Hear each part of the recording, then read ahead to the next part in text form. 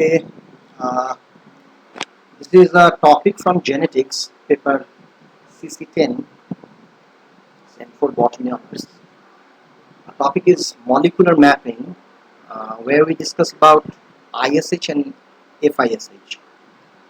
ISH is the full form is in situ hybridization, and FISH is your fluorescence in situ hybridization.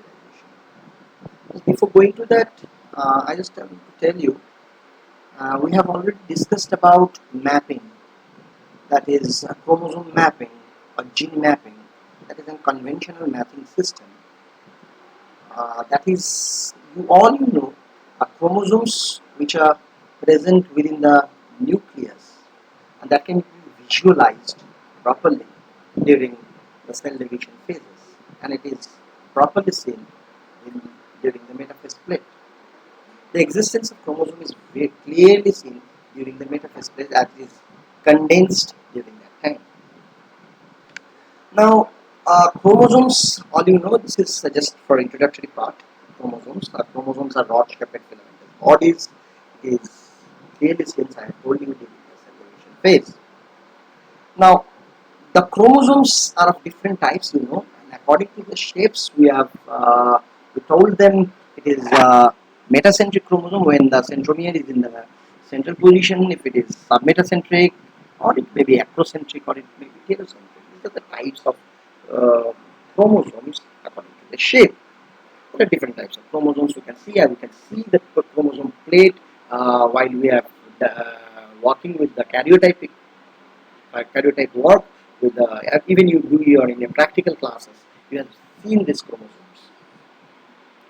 Now, why we need mapping? As you know, I have told you that previously or in the past decades we have talked about. We know that the chromosomes, the genes are determined by using recombinant frequency, and by that we can calculate the positions of the gene or the distance between these genes. But there are some other methods too, like cytogenic or chromosomal mappings are using some banding patterns, or telomeric or heterochromatic bands are there, or the position of the centromeric constrictions, which can determine the positions between the two genes or the distance between the genes. Now, in that case, that chromosome that not always not we cannot identify, because most of the chromosomes lacking these unique bending patterns. So we rely on some other techniques. That techniques, the molecular techniques, and alternative analysis. That strategies are in situ hybridization, which helps you to identify a correct position or a specific position within the chromosome or within the system. Now, what is the conventional method and what is the molecular technique? I have just told you the conventional techniques are different types of bending patterns of the chromosome. By that, you can identify the position of the chromosome, genes in the chromosome, like Q bending patterns, G bending patterns, NOR or nuclear organizer region bending patterns. They are different methods. These are conventional, but they have some loopholes. They have some error. They are not always, because all the chromosomes have not a unique bending patterns.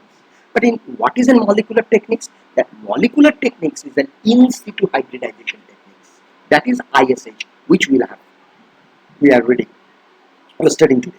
Now, the in situ hybridization technique is a technique. In situ means within the system, within the cell, you are within the tissue or in the organ or within the nuclei or within the chromosome, you are studying the particular region of the DNA within the chromosome to identify whether that is present or not, whether there is any error or anything. That is the application part. But in situ is that one. And hybridization techniques, I will discuss all this. This includes like fish, that is you have in your syllabus, that is fluorescence in situ hybridization techniques, or genomic in situ hybridization techniques, or spectral karyotyping. These all comprises the in situ hybridization techniques under the molecular techniques. Now, what is an in situ hybridization? in situ hybridization is a tool, molecular tool that actually localize, that actually find out the position of nucleic acid sequence in vivo within the system, within the tissue or organelle by using an appropriate probes. I'm using a term very important. You know that is a probes. Now this I will discuss. Now what I have told, in situ hybridization technique, what you learn, you have to learn the tissue or the cell, the system, that actual position, actual localized or nucleic acid. That means whether the DNA base is there, if it is a strand of a DNA, and this is an adenine, guanine, thymine, cytosine, whatever else is, the position of this or nucleotide pattern, to know this actual position or actual nucleic acid within the system. It is a living system, maybe living system, or within the tissue, or in the cell, or maybe in the organelle. That means within the system. You don't have to isolate this. Within this system, you can identify that. That is the important part that helps you to identify by the in situ hybridization. Localization in a proper place on the chromosome will be identified by the in situ procedures. Now, what is probes? I have mentioned you the name probe. Probe is nothing but a segment of DNA. What is that? It is a segment. It is a part of a DNA which contains an DNA sequence, or you can synthesize this probe artificially within the laboratory of your choice. That is very important. Probe, that means this is a DNA sequence, and that sequence content of your choice. Here you can add adenine, here you can type guanine. What else you want to do, you can add out here according to your target. Now I will tell you how this works. This is a part or a fragment of DNA that are purified and that are amplified. Amplified means you can amplify, you can make it more by using PCR machine, and you use it for your further study. The probe, the length of this probe varies from small oligonucleotide to up to a megabyte length, up to a 1 megabyte length. That means that is very important. The probe has a specific locus specific. What are the main types of probes? Probes have a specific locus specific. They are centromeric repeat probes, or the whole chromosome probe. That means there are different types of probe you can find. Okay, and there are other things. What is very important? That is, these probes you have designed. The probes, a specific size of probe you have designed for your work, and that probe has to be, that is very important, that probe has to be labeled with something that will be identified later. What is that something? That something is nothing but it may be labeled with some radioactive compound, or maybe labeled with some fluorescent dye. That fluorescent dye can be recognized by the fluorescent microscopy. After a while, that can be hybridized. Now the term I am using, hybridized. That means the probes you have designed, and that probes are labeled with something. That is, something means it may be labeled with with that of radioactive element, or maybe labeled with any other fluorescent dye like Psi5, like for red, or orange dye like Psi3, or fluorose like green dye. You have to identify all this by labeling the probe. Labeling means to attach that radioactive element or the fluorescent dye. Okay, what is that? Probe are of different types. That probes may be double-stranded DNA. Probe may be of, okay, I'm using a pen. Okay, probe may be a double-stranded DNA. That is very important. Or probe may be a single-stranded. That is very, very useful one. We are using most of the cases the single-stranded probe. Single-stranded probe means you are using a single-stranded DNA which are labeled with either any radioactive compound or fluorescence dye that will be bind with your target DNA in the system, in the tissue. That is, binding means that is hybridized, or it may be a RNA primer. RNA probes. I mean, sorry, RNA probe. RNA probe will bind with the RNA. If you are targeting target thing is RNA, or it may be fudge DNA. Here the letter is cutting. That is a fudge DNA, maybe. Okay. Now these are the types of probe: double-stranded DNA probe, single-stranded DNA probe, RNA probe, fudge probe, anything. Now you have a probe. You have designed a probe. Now what I have told, that probe must be labeled with some radioisotopes. Radioisotopes means what is that? Radio means radioisotopes. Means they are heavy from their normal one. That is, say for P32, we know that DNA contains phosphorus, and that phosphorus is not replaced, or in other form you have made it phosphorus labeled with a radioactive element. That's a P32. Or sulfur containing, you know that you have a base sulfur containing, okay, or a protein, that is amino acid sulfur, okay, that can be identified. That is a radio label. Or tritium, that is hydrogen, okay, heavy deuterium, tritium, H3. These are radio label probe. That is, suppose this is your DNA segment, where it is, okay, this is your DNA segment, and this is the bases, and this base, suppose this base is with a radio label phosphorus and is bind to it. Okay, if you bind this radioactivity can be identified by the radioactive detector after hybridization without label. Why labeling is very important in the probe? Probes are labeled. If not labeled, then you cannot identify these probes. This hybridization after a while, when it has been attached with the your target DNA or target nucleic acid, these are radioactive isotopes. There are other types of labeling elements like non-radioactive labeling, that is called, what you have in your syllabus, that is fish. We have to learn. These are the methonism. This is a part of ISH. That is the fish, the fluorescent dye. Instead of radioactive elements, you are using as fluorescent dye. Here you are not using a radioactive labeled element. Instead of that, you are using a fluorescent dye like digitoxin, biotin, or a fluorescent, rhodamine. There are different types of fluorescent dyes there in the market. Sometimes you are using also some enzymes or antibody for labeling the target DNA to identify. These are non-radioactive labeled probes.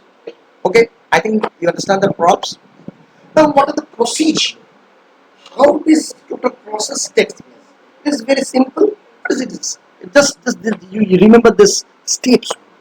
How we are working. First, say for example, you identify a specific region. This is the chromosome. Okay, these are the chromosome. Now this is the chromosome. Now you identify particular this region of a chromosome, of this gene, this portion of the gene, and this gene. Now I am just enlarging it. This is the particular region. Now you identify this gene. Suppose this is a gene, and this gene is responsible for a particular disease, cystic fibrosis. Say for example, I am giving an example. Now whether this gene is normal, or this gene is affected, or this gene is non-functioning, you have to know. That is, you are taking a cell or the tissue where you get the cell, and the gene of interest, the chromosome of interest you are getting. Now that is your sample. Knowing that sample, you know the DNA sequence of that particular region. This is nowadays it's very easy to identify that and know the DNA sequence. Previously, we are using a very complicated method to identify the DNA sequence of the particular DNA. How to know the DNA sequence? What are the ATGC sequence? Now we have an automated DNA sequence analysis. By using that DNA sequence analyzer, we can identify a particular gene sequence. Now it is very simple, but previously it was very difficult. By a Sangus methods, we are using advent degradation method. There are different methods there to identify a particular sequence. Now I am telling you, this is the DNA of target DNA. You have to identify the whether this gene is present or not. If a person with a particular genetic disease, that genetic disease with a particular sequence, have to identify. If this is a sequence of that DNA of a particular gene of target, now you have to design a particular probe for this. The probe, what is that? If it is a DNA sequence, you will identify and you have to make a probe. This is a probe for this. Now say this is the probe for this. This probe, if it is A, T, G, C, that means it will be T, C. That's a complementary base pair. You will have to make a complementary base pairing single-stranded DNA for a particular target. That is your probe design, and that probe with the complementary base pair of your target DNA will be that will be labeled with a particular either RNA or particular radioisotopes or any fluorescence. This is your probe preparation. That's the next outline. Now the third one is I have already told, that is denaturation and hybridization. What is a denaturation? Denaturation is nothing but, you know, the DNA are present in double helical structure. Okay, in the chromosome they are in double helical structure. Okay, this is the double stranded structure. Now this double stranded have to be isolate in the target DNA. That means it should be separated from each other. By how we can separate? Either by heat or by alkali method or by or by any other method. There are the different methods, but the simplest way is by heating or alkali treatment. You can denature a particular DNA segment, and then you are using the probe. You will incorporating the probe within the system, within the tissue, that will find the target DNA. That will find the target DNA, and it will become complementarily bind with that DNA, denatured DNA. And that probe is also, if it is a single stranded probe, no problem. If it is a double stranded probe, you will also denature that probe and use the single strand, and you send it to the target DNA, and it will be complementarily base paired with the target DNA with the labeled part, with the labeled one. That is, if it is a DNA hybridization can be take place. If it is a DNA or RNA DNA hybridization takes place. If it is an RNA hybridization can be done. That means hybridization can be between anything. If it is a target nucleic acid, maybe DNA, maybe RNA. If it is DNA, you can add a DNA probe. If it is RNA probe, you can add with RNA DNA duplex. Or if it is an RNA, you can make an RNA probes. That is of your choice. What is your target, you should have to design by your experimentations.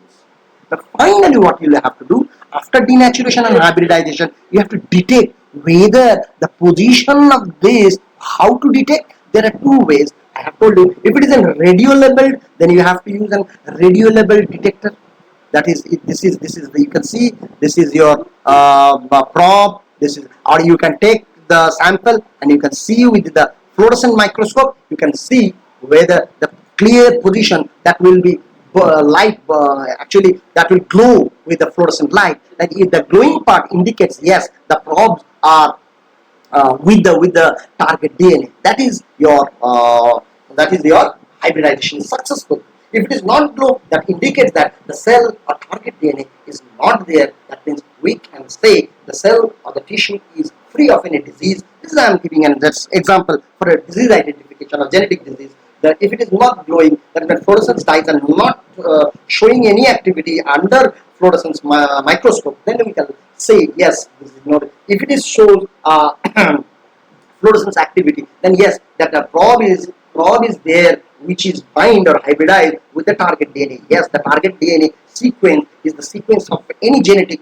diseases that is targeted with that thing. Now, it is what is that fluorescent? That is the in situ hybridization. What is fish or fluorescent in situ hybridization? The principle is same. Use a fluorescent label probes. That is, except radio label isotope, I am using. Instead of using a radio label isotope, I am using the fluorescent label probes. That is the main thing. Okay, what is the technique? The technique is the same. Here you can see this is the probe labeled with fluorescent tag. Here you can see this is a fluorescent tag. Fluorescent tag may be fluorose or rhodamine. Anything can be seen. Now this fluorescent tag, the DNA double-stranded probes are denatured, and the target DNA. This is the chromosome where you have to identify particular region. Now this region has been denatured. The probe is hybridized here, not the target DNA. This is the probe. Now this is the part you can see. If it is bind with that, this binding part will show the glowing part. You can detect with the help of fluorescence microscope. This is a schematic diagram of a fluorescent technique. Now, what is the application of this ISH or FSH? You can identify any parental diagnosis, whether there is identify of mother or father can be done. Cancer diagnosis, there are lots of genetic cancers are there. Identify particular sequence of a cancer can be identified with the molecular cytogenetic birth defects or any other genetic disorders can be identified. Specific chromosome abnormalities. Okay, these are the very important monitoring of very important. Nowadays there is a bone marrow transplantation experiments. What is that? Operations are going on. Before that, during transplantation of bone marrow, the ISH or FISH takes place to identify for a specific disorders or any chromosomal abnormalities. Okay, this much. Okay, I will. If you have any problem, you may ask. Thank you.